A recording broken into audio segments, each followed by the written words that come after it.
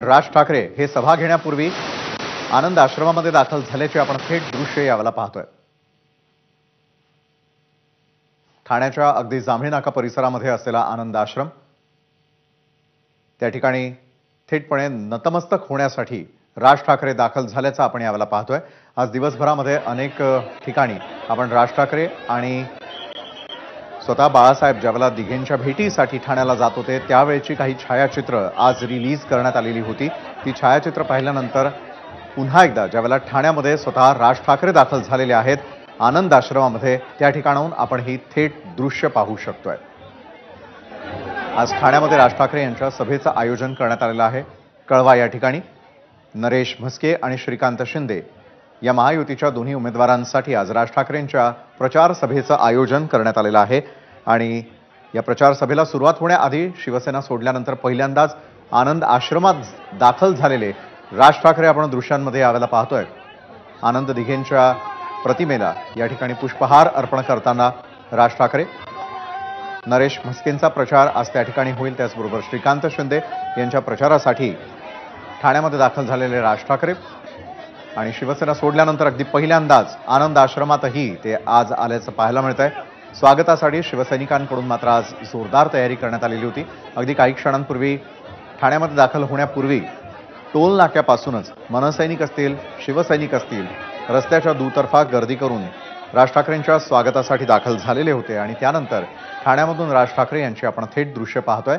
आनंद आश्रमातून स्वागतासाठी शिवसैनिकांकडून करण्यात आलेली जोरदार तयारी आणि त्यानंतर आता प्रचार सभा ज्या ठिकाणी आयोजित करण्यात आलेली आहे त्या स्थानाकडे ते जाताना आपल्याला पाहायला मिळतील।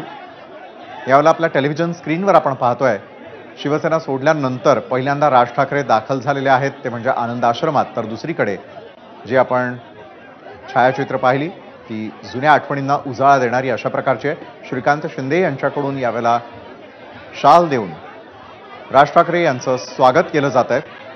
तर नरेश म्हस्के देखील यावेळेला त्यांच्यासोबत उपस्थित आहेत। या दोन्ही महायुतीच्या उमेदवारांच्या प्रचारासाठीच खरं तर राज ठाकरेंचा हा ठाणे दौरा आणि सभेचं आयोजन करण्यात आलेलं आहे।